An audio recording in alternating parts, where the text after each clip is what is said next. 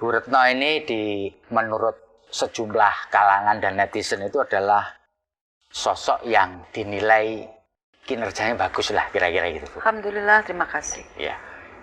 Boleh dong Ibu berkomentar apa kunci sukses Ibu sehingga bisa menjadi menteri yang dianggap oleh banyak kalangan ini sukses dalam mengemban tupoksinya dan tugasnya. Yang paling susah nih. Ya. Dalam artian terima kasih, ya. Terima kasih, apresiasinya terima kasih.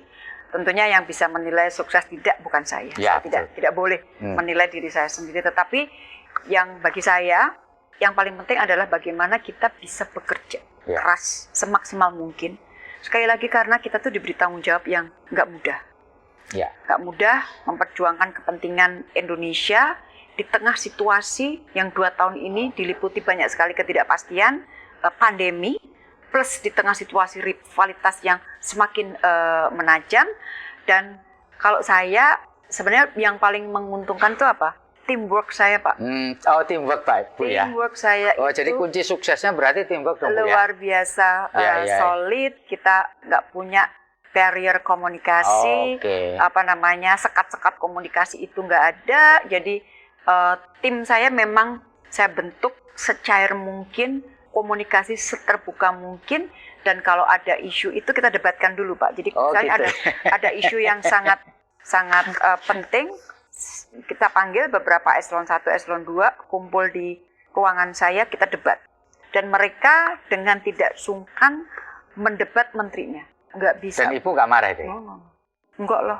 Saya malah merasa sangat terbantu, Pak. Sangat terbantu sehingga kita bisa mengambil sebuah keputusan yang terbaik dari situasi pada titik itu.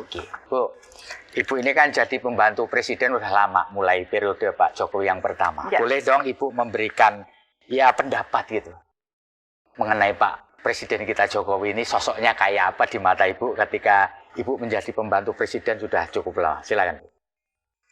Terus terang yang paling saya belajar banyak dari Pak Jokowi itu adalah konkret. Konkret, Bu, ya. Ya, jadi beliau itu setiap kali bicara itu selalu mengerucut pada konkretnya apa ini, konkretnya apa, benefitnya buat rakyat itu apa. Jadi kami yang ada di pemain-pemain diplomasi ini di awal-awal agak konkret. Akhirnya kita bisa. Akhirnya bahwa dalam berdiplomasi, dan itu juga dilakukan oleh banyak hal, kita bisa mengkonkretkan kok. Jadi kalau kita sudah punya tujuan yang konkret, maka jalan kita sebenarnya lebih gampang untuk mencapai hal yang konkret itu. Jadi pelajaran pertama konkret. Ya, yang paling banyak yang paling besar yang saya peroleh dari seorang Presiden Jokowi itu adalah bagaimana bekerja secara konkret. Yang pelajaran berikutnya, Bu, ada lagi selain konkret? Banyak, nanti kalau diceritakan 5 hari nggak cukup. Ibu, kalau boleh saya tahu, apa pandangan Ibu terkait dengan penampilan atau gaya Presiden kita Pak Jokowi terkait dengan komunikasi dengan kepala negara asing, terutama dalam forum-forum multilateral gitu kan? Sering di sosial media ada yang banyak yang ngerasani gitu, seolah-olah hanya pencitraan saja ketika dikomunikasikan bertemu. Bagaimana Ibu bisa menjelaskan ini? Saya ini kan selalu berada di sebelah Presiden pada saat kunjungan, pada saat pertemuan-pertemuan dengan pihak atau dengan negara lain. Justru yang ingin saya sampaikan adalah begini. Pak Jokowi ini mampu membangun sebuah komunikasi yang di beberapa titik dengan beberapa negara itu justru bound-nya, itu keterkaitannya itu melebihi urusan kenegaraan.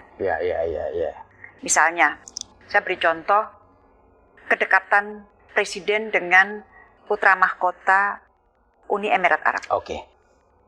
Itu dekat sekali. Dan itu sangat mempermudah bagi kita para pembantunya untuk menjalin komunikasi.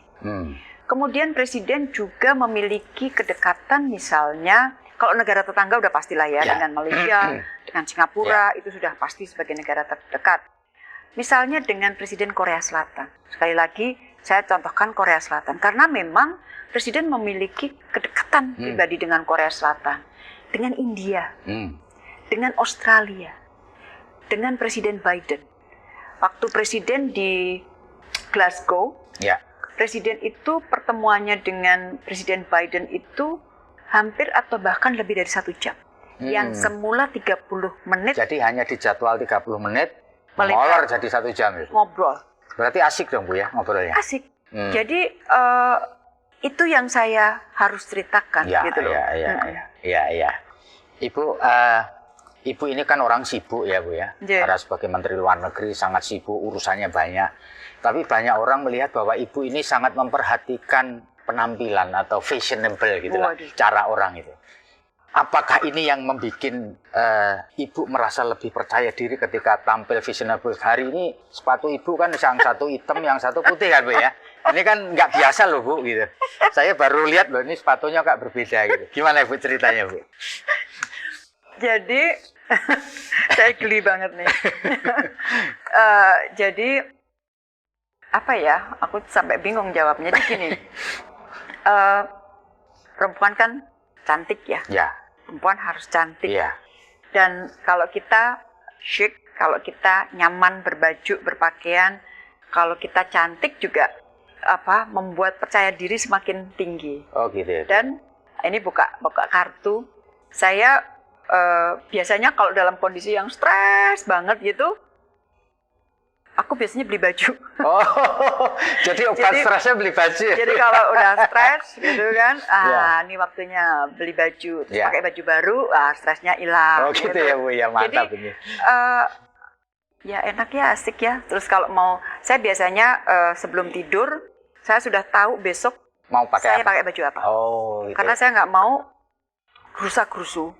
Dan saya biasanya minuskannya karena bisa dadakan tiba-tiba pagi-pagi misalnya ada rapat mendadak dipanggil presiden dan sebagainya, sehingga sebelum malam itu harus dipikirkan sudah besok. Dan sudah digantung, sudah di steam. Saya steam sendiri ya. Steam sendiri ya Bu ya. Sendiri semuanya udah digantung, baru saya tidur. Jadi kalau memilih model gitu Ibu memilih sendiri atau punya konsultan model sendiri gitu? Saya sendiri. Dan saya memang kalau pas misalnya waktu kosong, lebih pengen rileks, saya memang melihat mode ya. Saya melihat tren mode dan jadi sebagainya. Mengikuti ya Bu ya, saya lihat. supaya tidak kudet gitu ya Bu ya. Terus kalau kayak sepatu, saya biasanya selalu siap 2. Sepatu yang untuk lari, yang untuk gerak cepat, sama sepatu yang cantik. Tapi Ibu punya fanatisme tersendiri pada satu merek tertentu nggak Bu? Atau enggak? Jadi pasnya aja. Jadi nggak peduli merek ya Bu ya? Nggak fanatik harus merek tertentu begitu ya Bu ya? Yang jelas baju-bajunya nggak mahal. Ya, yang jelas baju-bajunya nggak mahal. Ini pertanyaan pamungkas saya Ibu. Ibu selalu tampil modis, selalu tampil segar di tengah situasi yang kayak gini Bu. Semua orang nggak bisa milih, saya nggak mau kena COVID gitu ya. Untuk menjaga vitalitas Ibu, selain berolahraga, saya tahu ngikuti Ibu selalu jogging, jalan pagi gitu ya. Sebenarnya kuncinya ya satu, pola makan. Pola makan Ibu tadi ya.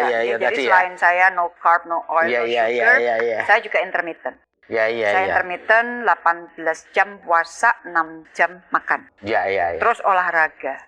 Terus sebisa mungkin, tadi kan bicara mengenai tidur, ya kalau pas ada waktu untuk tidur cukup, ya tidur cukup, gitu loh. Karena tidur itu sangat penting.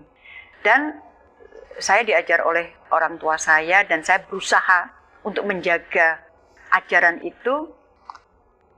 Pikiran harus positif. Oh gitu ya. Karena kalau kita berpikir positif, hati kita tenang, insya Allah semuanya, dan itu memberikan Sehat kesehatan. ya, Bu, ya? Itu buat saya pribadi ya, saya tidak bisa mengatakan apakah ini akan juga terjadi atau dampaknya sama terhadap orang lain, tetapi kalau buat saya, kalau pikiran saya positif, hati saya jaga, itu menjadikan saya sehat. Oke, terima kasih Bu.